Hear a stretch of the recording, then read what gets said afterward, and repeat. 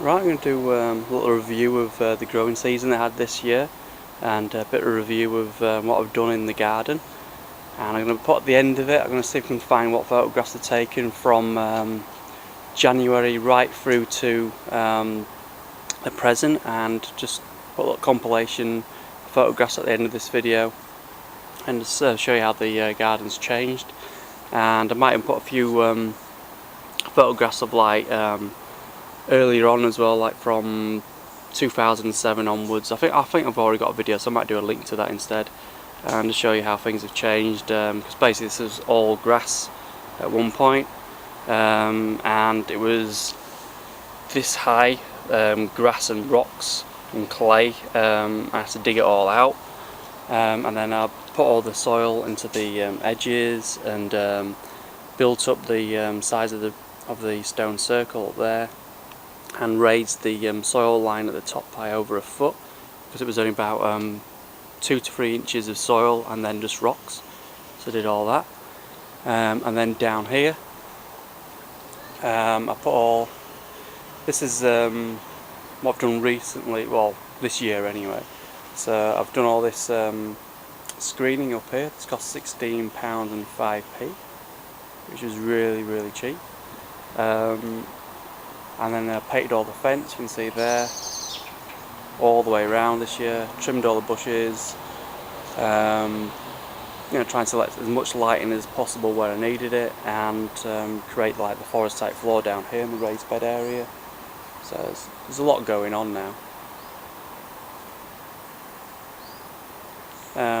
For the whole year, it's like, it started off, we had snow in April, and growing season didn't really start until probably the second week in May before it started to pick up enough.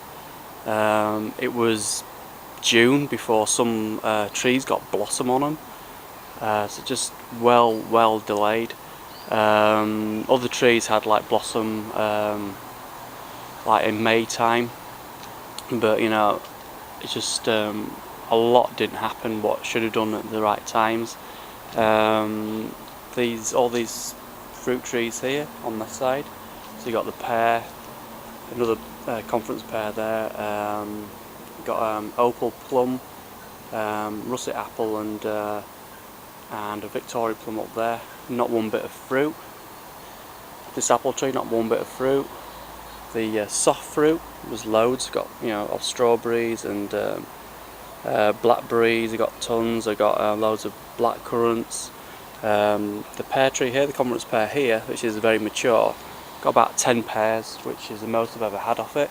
It was up there about 3 years ago. I moved it, so last year would have been to the year before that, rooting in and stuff. So I'm expecting good things next year with this one. It looks really healthy, so see what happens. The nectarine there, which I planted new, and an apple tree there, and the golden gauge, not one bit of fruit. The apple tree at the back made about 20 pieces of fruit. Cherry did quite well, and nothing off the, well, that's the Bramley apple at the bottom, and then I put the Howgate Wonder, which is a big tree at the back. I put a graft of it at the top of that. That did quite well. Howgate Wonder did well. The Bramley didn't produce any, and the graft should produce something next year, so we'll see. The other major things I've done in the garden, I've done all the kales here, you can see, but I'm going to do a little segment. Raised bed. This is going to be left as a little like herb garden, but I'm never going to eat off this. All I'm going to do is grab some of the sorrel and just throw it onto the ground and basically add nutrients in. Added a few more flowers and stuff at the front just to make it look a bit more nicer, more homelier. Right early on, or end of last year, beginning of this year, I tidied up this area here. So this was a rockery, and I just cleared it out to make more space down here, because there's still some of the rockery plants that are left there just historically, and there's some,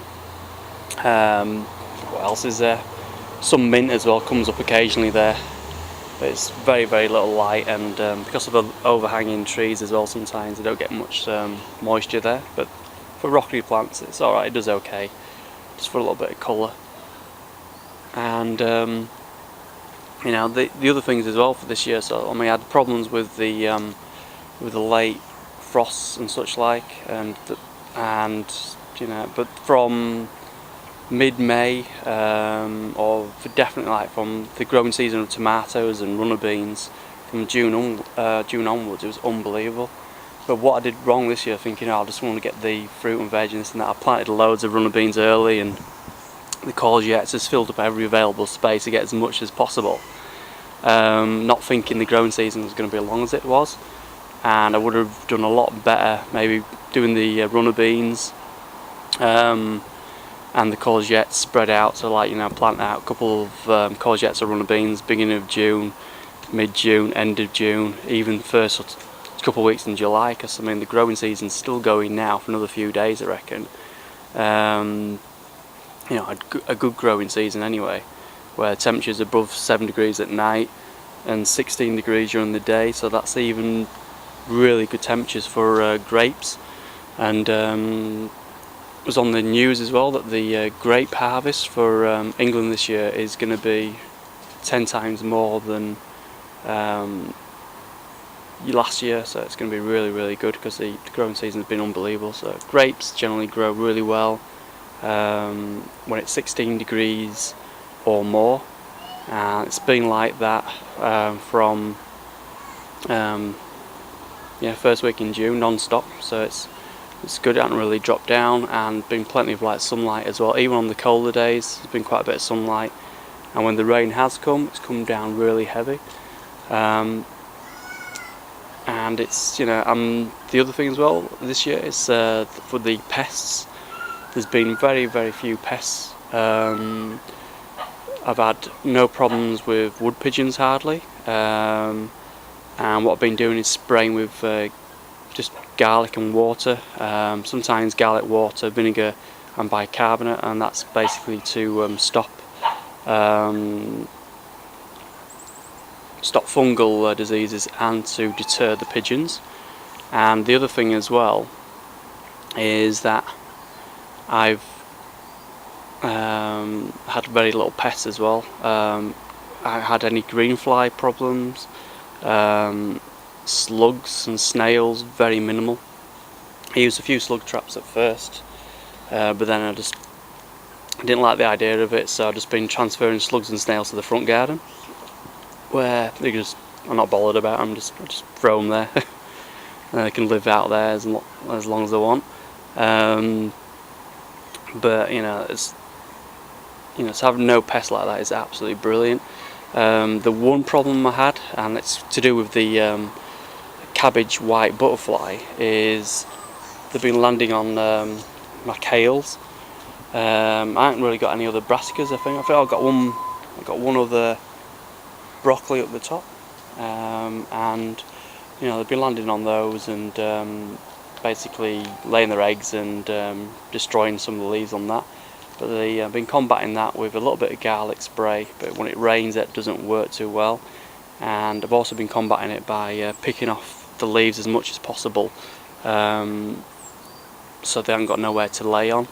And then when it's like cooled down a bit, or it doesn't seem much of a problem with like the cabbage white butterfly now, I'm just letting the plants grow as big as possible before winter to get some crops out. So that's worked out quite well. The other thing that I've noticed as well is the cabbage white don't seem to lay their eggs on the sea kale. So that's a giant sea kale, Cranberry cordifolia, and that's been really good.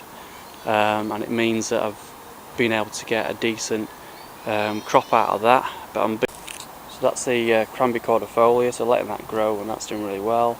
Put a few extra bits here, you can see, with the loads of like soft fruits like the blueberries, some more currants I've put at the back there, raised bed there. I'm going to go through all these little bits in the video afterwards. Got the grown type boxes there, salad boxes here. Each one of these salad boxes, next year I'm going to put loads of lettuce in them, plant one that week, 1, 2, 3 weeks later another, and then hopefully have lettuce all throughout the whole summer. Lettuce did really well this year. first year it has, but it's first year I've really gone for it with the compost and I hadn't had any pest control. Normally with lettuce I get these little white flies or black flies living right inside it, but this year just pests have been minimal. I think it might be to do with the longer winter. It's certainly not to do with my gardening habits, I don't think. I've not seen like an increase of ladybirds as such. That would, you know, be a good enough reason why I haven't seen any of them around. But yeah, I'll do it's my first video, and then I'm going to do a few other videos straight afterwards, join them together a little bit, and that'll be my garden compilation for October this year. So it's October the 1st today. That's how the garden looks right now.